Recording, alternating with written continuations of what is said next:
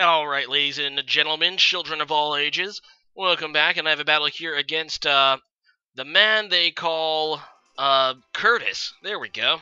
And, this is just an OU match, but I'm bringing some interesting things, including Wailord and Rapidash, so we'll see if they, can do well against, this opponent who seems to be bringing a, fairly standard OU team.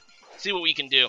Alright, so I'm going to go ahead and lead with my Garchomp, which obviously is a relatively normal-ish Mon, as he goes out into his Zapdos. So I'm a little unsure what the Zapdos can do to me, unless it's carrying Hidden Power Ice, in which case that sucks, so I'm just going to go for the Stealth Rock. He ends up going for the Agility, so some greed right off the bat on his behalf. He, hopefully for him, he does have the Hidden Power Ice, and he does, so I definitely pay for setting up my Stealth Rocks and not setting up this Toxic sooner, because with an Agility, this Zapdos can outspeed pretty much everything, and with the Hidden Power Ice, it can hit pretty much all of my team really hard. So I'm just going to go ahead and pivot here, thinking that he's probably going to go for the Hidden Power Ice again, so I go out into my Rapidash, which can obviously resist, and obviously I do, and I guess kind of the goal right now is to kind of just Toxic Stall the Zapdos. I do have a priority move in my Mimikyu, so I might be able to go ahead and kill that off after, and yeah, I decided to go for a Morning Sun here, and I do that to see what he would do, and hopefully maybe live whatever he does and get some HP back. He goes for a Thunder and ends up missing, so that's actually not too bad, although I kind of wasted that turn. I could have gotten some damage on it, but oh well. I'm just going to go back into my Garchomp, which is another, I guess, kind of pivot, and I'm immune to the Thunder. So here I'm like, he has to go for the Hidden Power Ice again, right? So I'm going to go back into Rapidash. Unfortunately, he makes a ballsy play here, and he ends up going for his Z move, which is electric, so it wouldn't have hurt my Garchomp.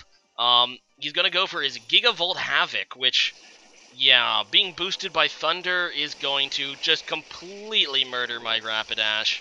Which is unfortunate, because I was kind of looking forward to trying to use this Rapidash. But, yeah, Rapidash is going to go down instead. The good news is this Zapdos only has one turn of life left, and I can just go into my Mimikyu now, and just go for the Shadow Sneak to get rid of it, because obviously I can outspeed it with priority. And that'll be that, the end of the Zapdos, and down it goes. And, yeah, kind of a pretty bad start for me. He's going to go into Tapu Koko, which, looking at his team per game, having two electric types against my team is definitely going to hurt. And, yeah, as you can see, this Tapu Koko is shiny. I believe you have to, there's an event for it. Not really sure if that means it has any particular move on its moveset or anything, but, yeah, shiny Tapu Koko looks a little weird. It doesn't really matter, though. He's going to go ahead and go for the U-turn. It's a good play to break my, disguise, and I believe what I end up trying to do is going for the Swords Dance. I do have the Focus Sash on this Mimikyu, so I know I can take at least one more hit, so I'm going to actually go for the second Swords Dance now, as he goes out in a Landorus, which is a good play because it ends up, you know, he's going to be able to get the Intimidate off on me as I get my second Swords Dance. Now, that does put me at +3 attack. If this is not a bulky Landorus, I'm kind of thinking I should be able to kill it. I actually should have went for a Play Rough because I think it's stronger. But I don't think it would have killed it anyway. This looks to be a physically bulky Landorus, and as you can see, it also has the Rocky Helmet, which isn't good because he actually almost killed me. The Rocky Helmet would have broken my sash, and I could have died there. Thankfully, Mimikyu is apparently able to be clutch, and is going to be able to kill the Landorus, but not at the expense of its, well, not, you know, for nothing. He has to expend its own life, so died for my sins there. I'm going to go into Wailord. And this is actually a Scarf Wailord, which is a super funny set. I know a lot of people are high on the Felicify Wailord, but no, this is just a Scarf one with Water Spout, and unfortunately, he goes into the thing I didn't want to see, which is this Blastoise, and he's going to go ahead and Mega Evolve, and yeah, that's pretty obvious. He's going to go for the Rapid Spin. It's a good play to get rid of my Stealth Rocks. He's been taking some residual, well, not really residual, but some pretty heavy damage on switching here. I've had that advantage from the start, and it's a good play to get rid of them. But I'm just going to go to my Celesteela. I think the worst thing he could do to me is Hydro Pump, which would definitely sting. But I'm hoping to get another Toxic off on this Blastoise, try to stall this thing out. I mean, all that best I can do against some of these Pokemon is just Toxic them and wait for them to die, so do get the Toxic off on the Blastoise, and, you know, that is actually pretty good, because Mega Blastoise doesn't have a way to reliably recover HP. It obviously can't even get leftovers on it, so it will be withering down that Blastoise pretty decently. He is going to go ahead and switch out, though, knowing that, I guess, we already got the burn with freaking Scald, of course, and he gets the burn. But no, he's going to go out in Nihilego, and I'm just going to go for the Leech Seed, so getting that thing Leech Seeded isn't so bad, and the fact that he's going into it makes me think it has Thunderbolt, but at the same time, I'm like, well, Celesteela is, like, you know, a champion defensive Mon. Maybe, just maybe, I can tank a Thunderbolt from this thing, depending on its set. And, yeah, I just go for the Thunderbolt, and I take it!